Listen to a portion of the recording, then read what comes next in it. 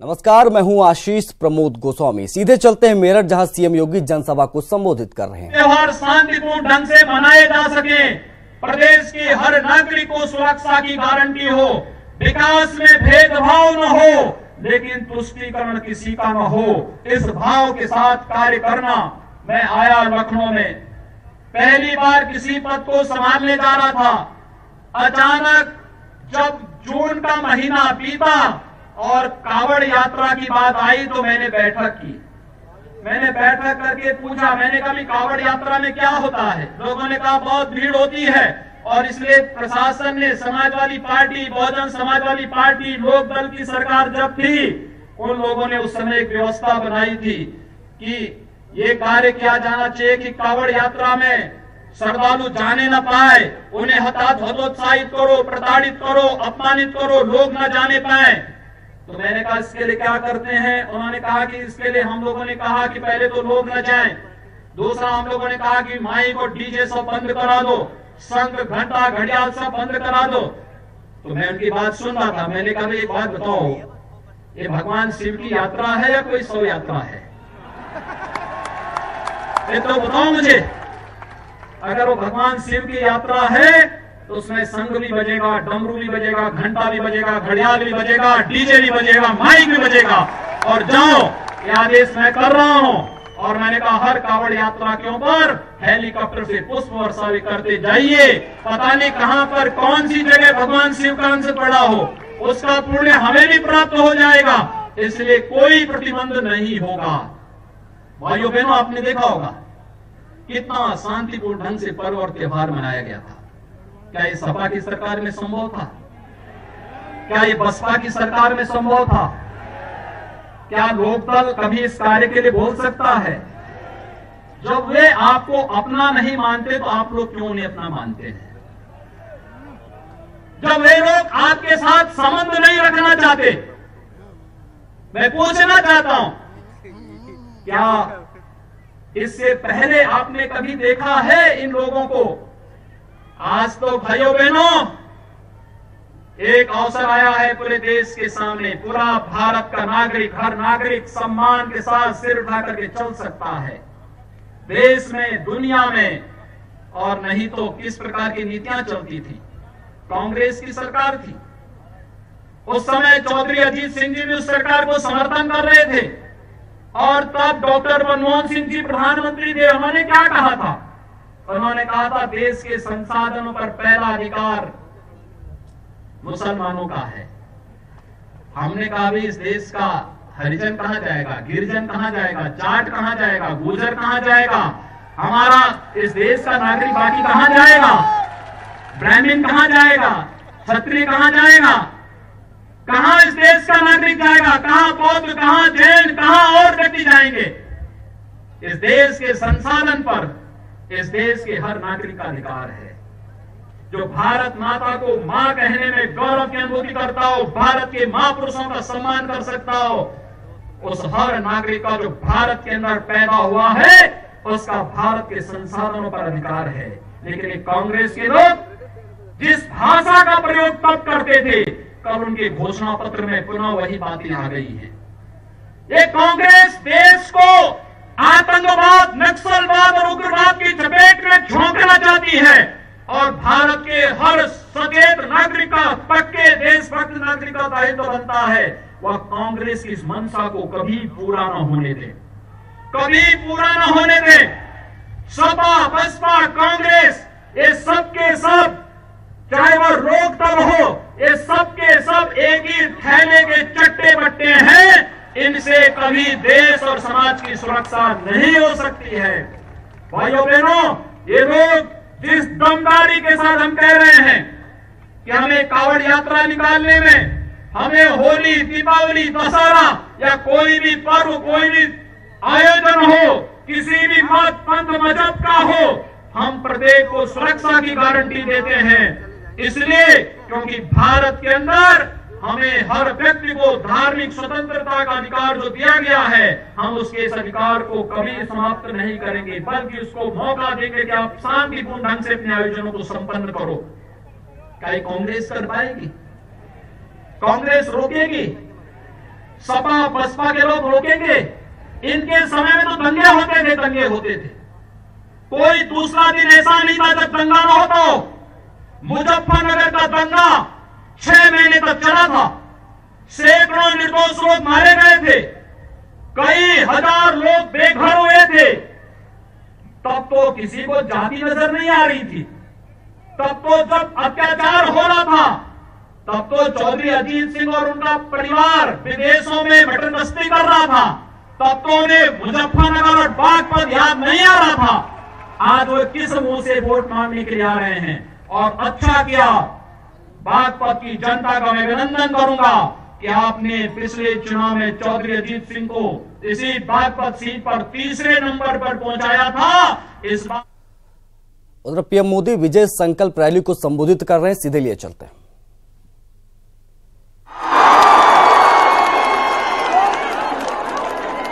कमाल कर दिया आपने, कमाल कर दिया। मैं आपका हृदय से आभार व्यक्त कर रहा हूं।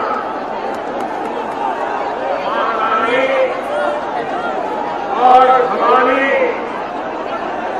भगवान शिव की धरती को मैं शीश झुका करके नमन करता हूं। साथियों,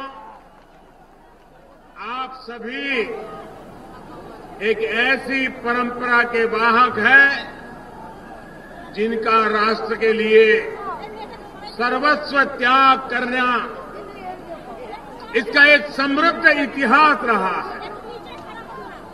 अनेक वीर सपूतों, अनेक वीर गोरखाओं ने अपने संस्कारों से इस भूमि को सिंचित किया है, देश को प्रेरित किया है। आज भी नए भारत को दिशा देने के लिए आपकी एक महत्वपूर्ण भूमिका रहने वाली है। आपने बीजेपी को, इस चौकीदार को हर बार भरपूर साथ दिया। दार्जिलिंग हो, नॉर्थ बंगाल हो,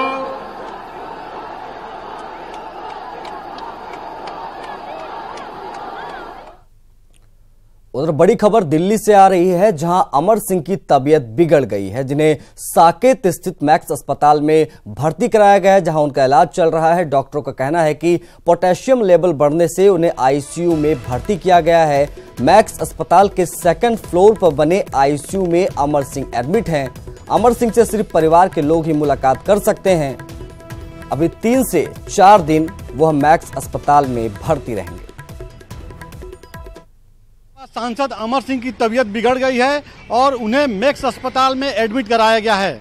इस समय मैक्स अस्पताल के 2nd फ्लोर पे अमर सिंह को आईसीयू में एडमिट कराया गया है, जहां पे उनका उपचार चल रहा है। डॉक्टरों का कहना है कि पोटेशियम लेवल बढ़ गया है और पोटेशियम लेवल का सीधा संपर्क किडनी से होता है, क्योंकि यह शरीर में महत्वपूर्ण खनिज पदार्थ होता है। तो डॉक्टरों का कहना है कि अभी वो 2-3 दिन और रहेंगे अस्पताल में, उनका चिकित्सा उपचार चल रहा है, उसके बाद ही यहाँ से डिस्चार्ज किया जाएगा। अमर सिंह से किसी को मिलने नहीं दिया जा रहा है, वो आईसीयू में एडमिट है। केवल अटेंडेंट उनसे मुलाकात कर रहा है और परिवार के मेंबरों से डॉक्टर बात कर रहे हैं कि इनको अब क्या जरूरत है। सीधे तौर पर डॉक्टरों का कहना है कि अगर मिलने वाले अगर जाकर के आईसीयू में उनसे मिलेंगे तो और संक्रमण बढ़ेगा, लिहाजा उनको पूरी तरह से रोक दिया गया है। हालांकि चूंकि अमर सिंह के जो जानने वाले दिल्ली में लोग रहते हैं, उनसे मिलने के लिए यहाँ पहुँच रहे हैं मैक्स अस्पताल पे, लेकिन कोई मिल नहीं रहा है। कैमरा पर्सन अंकित के साथ राजीव तिवारी, न्यूज 18 दिल्ली। समाजवादी पार्टी के नेता और उत्तर प्रदेश के पूर्व मंत्री राम शकल गुर्जर और पूर्व विधायक डॉक्टर राजेंद्र सिंह और आरएलएसपी के शिवराज सिंह आज बीजेपी में शामिल हो गए। इन तीनों नेताओं को केंद्रीय मंत्री पीयूष गोयल, भूपेंद्र यादव और अनिल जैन ने बीजेपी में शामिल करवाया। पूर्व विधायक और सपा नेता डॉक्टर राजेंद्र सिंह ने आज बीजेपी ज्वाइन की तो इसे घर वापसी बताया। राजेंद्र सिंह ने कहा कि पहले बीजेपी छोड़ने के कुछ व्यक्तिगत कारण तो कुछ पार्टी वाले कारण थे।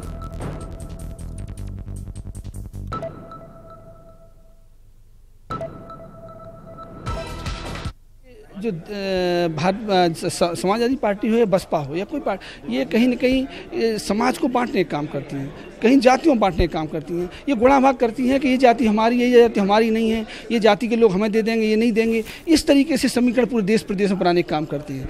आदरणीय नरेंद्र मोदी जी एकमात्र ऐसे देश का नेतृत्व है, भारतीय जनता पार्टी एकमात्र ऐसी पार्टी है जिन्होंने जातिवाद को ख़त्म किया इस देश से, जिनकी नज़र में सारे नागरिक, सबका साथ, सबका विकास, सब लोग समान हैं। ये इस पार्टी की रीति नीति से, सिद्धांत से मैं प्रभावित हुआ हूँ। रामपुर से बीजेपी प्रत्याशी जयाप्रदा ने अपने जन्मदिन के मौके पर आज अपना नामांकन दाखिल कर दिया है। इस मौके पर उन्होंने कहा कि मुझे गर्व है कि बीजेपी ने मुझे उस जगह से प्रत्याशी बनाया जहां रहकर मैं काम करना चाहती हूं। ये मेरे लिए बहुत बड़ा गिफ्ट है। वहीं नामांकन से पहले जयाप्रदा ने भमरवा मंदिर में दर्शन पूजन किया। नामांकन के बाद जयाप्रदा ने रोड शो भी निकाला।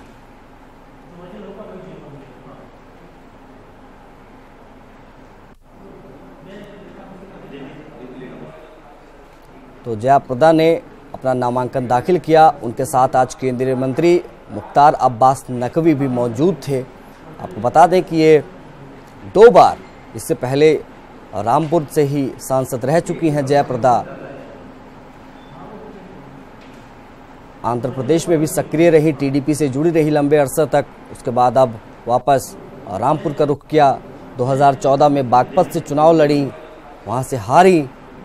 2004 और 2009 में रामपुर की इसी सीट से ये सांसद चुनी गई, लेकिन इस बार इनका मुकाबला सीधे सपा के कद्दावर नेता आजम खान से। रामपुर से बड़ी खबर आपको बता दें कि जयाप्रदा के रोड शो में आचार संहिता उल्लंघन हुआ है और जैसा रोड शो में कार्यकर्ताओं ने जमकर नारेबाजी की है। नामांकन के बाद जयाप्रदा ने ये रोड शो निकाला था, तो आचार संहिता का ये मामला सामने आया है, जहां रोड शो में कार्यकर्ताओं ने नारेबाजी की। नामांकन के बाद जयाप्रदा ने ये रोड शो निकाला था। तो बता दें कि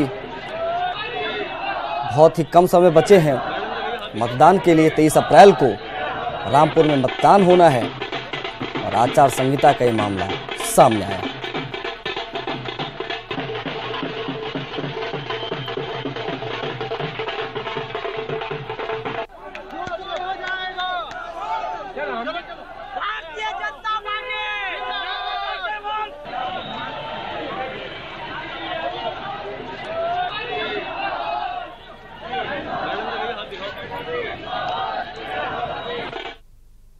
नामांकन के बाद जनसभा को संबोधित करते हुए पुराने दिन याद कर जयाप्रदा रोने लगी। उन्होंने कहा कि इसी रामपुर में उन पर अटैक हुआ था, उन पर तेजाब फेंकने की साजिश हुई थी।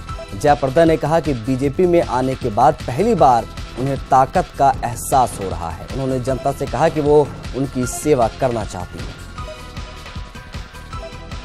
जिसके ऊपर इतना गरीब लोगों के लिए दबंग होते थे, गरीब लोगों को बात नहीं करने देते थे।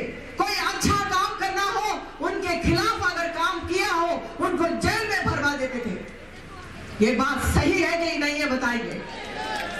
मैं रामपुर इसलिए छोड़ गई, सक्रिय पॉलिटिक्स में इसीलिए नहीं आई क्योंकि मुझे उस दिन तेजाब में मुझे अटैक करने के लिए सोचा था, मेरे ऊपर हमला किया था एक औरत होकर।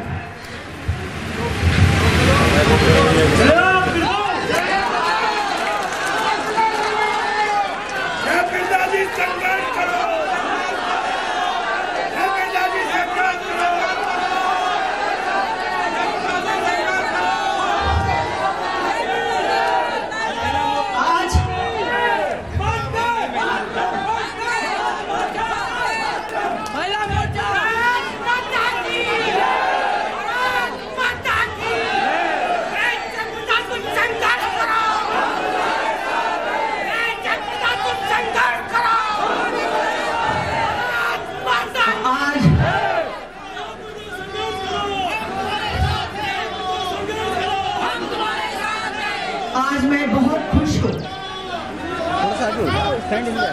पहली बार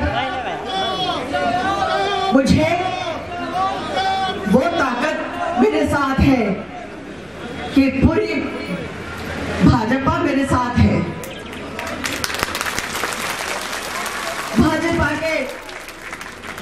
वरिष्ठ नेतागण मेरे साथ हैं।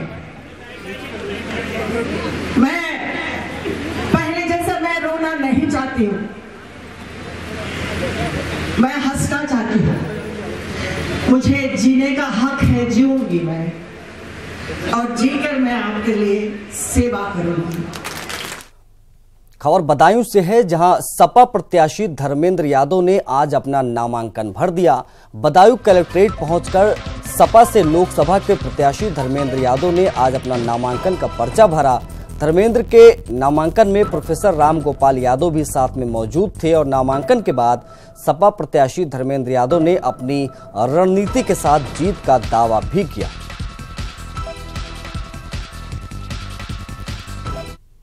उनको पूरा करेंगे जब भी मौका देगी जनता। और दूसरी बात, जैसा आदरणीय प्रभु साहब ने कहा, इस चुनाव में हम लोगों का सबसे बड़ा मुद्दा होगा कि जो भारतीय जनता पार्टी ने झूठ बोला है उसको हमें बेनकाब भी करना है, और जो हमारी सरकार की, हमारी पार्टी की जो उपलब्धियां हैं उन तमाम चीज़ों को लेकर जनता भी जाएंगे, और पूरा यकीन है कि जनता का एक तरफा समर्थन हमें मिलेगा।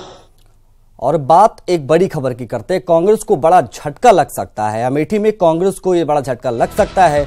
पूर्व कांग्रेस विधायक बीजेपी ज्वाइन कर सकते हैं। 2 बार कांग्रेस से विधायक रहे हैं।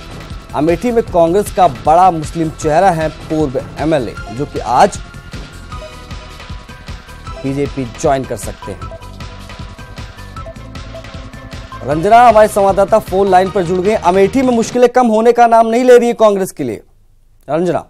बिल्कुल बिजेपी जिस तरह से अपनी स्ट्रैटेजी बना रही है और जिस तरह से वहां पे अपने लोगों को अपनों के साथ बीजेपी जोड़ रही है, जो पूर्व कांग्रेस के नेता हैं और अभी भी जो कांग्रेस के लोग हैं उनको अपनी तरफ खींचने में बिल्कुल कारगर हो रही है। और आज जिस तरह से ये माना जा रहा है कि आज शाम 4 बजे बीजेपी कार्यालय में ज्वाइनिंग है, और अमेठी के एक पूर्व विधायक हैं वो ज्वाइन कर सकते हैं। वो 2 बार विधायक रह चुके हैं, और ये नाम आ रहा है डॉक्टर मुस्लिम, वो ज्वाइन कर सकते हैं बीजेपी। तो एक बड़ी तोड़ होगी बीजेपी की, जो कांग्रेस को एक बड़ा झटका होगा, क्योंकि काफी करीबी गांधी परिवार से इस परिवार का काफी नजदीकी रिश्ता है और उनको तोड़ना काफी अहम माना जा रहा है। तो इस तरह से ये माना जा रहा है कि आज शाम 4 बजे बीजेपी कार्यालय में वो ज्वाइन कर सकते हैं, और ये एक बड़ी खबर है। कांग्रेस के लिए एक बड़ा झटका होगा। अमेठी और रायबरेली में दोनों जगहों में उनकी अच्छी पैठ थी और वो काफी करीबी थे गांधी परिवार के।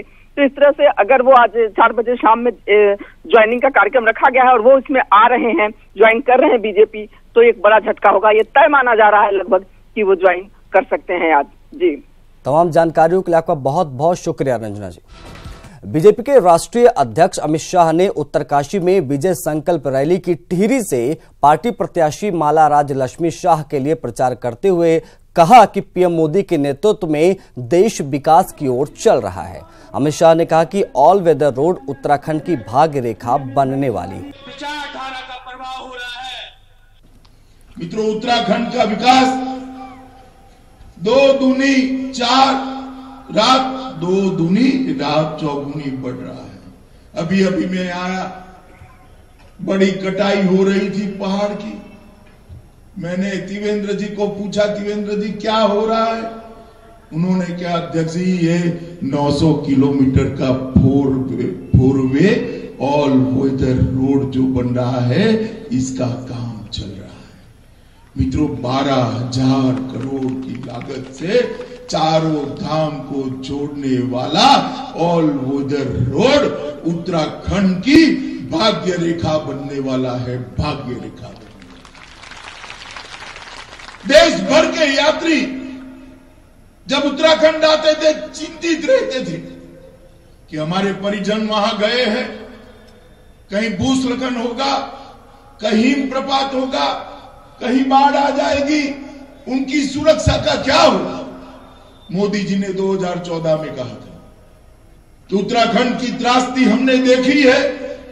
अब ये समय नहीं रहा कि हम इसके वैज्ञानिक तरीके से रास्ते नहीं निकाल सकते। एक इस प्रकार के रोड का निर्माण किया जाए जो सारे यात्रियों को सुरक्षित अपने घर तक पहुंचाए, बद्री धाम, केदार धाम तक पहुंचाए।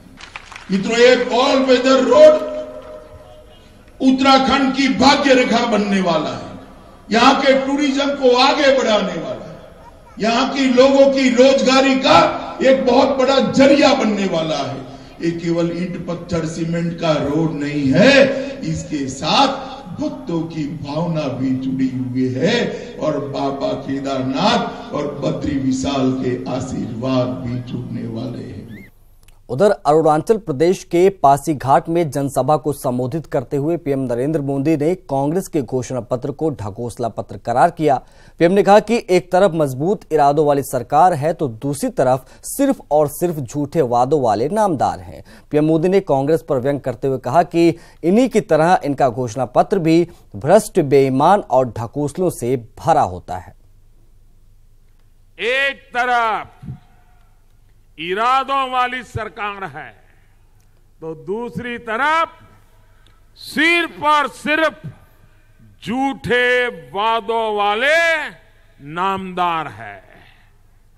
इन लोगों की तरह ही इनका घोषणा पत्र भी भ्रष्ट होता है, बेईमान होता है, डकौसलों से भरा होता है और इसलिए उसे घोषणा पत्र नहीं, ढकोसला पत्र कहना चाहिए।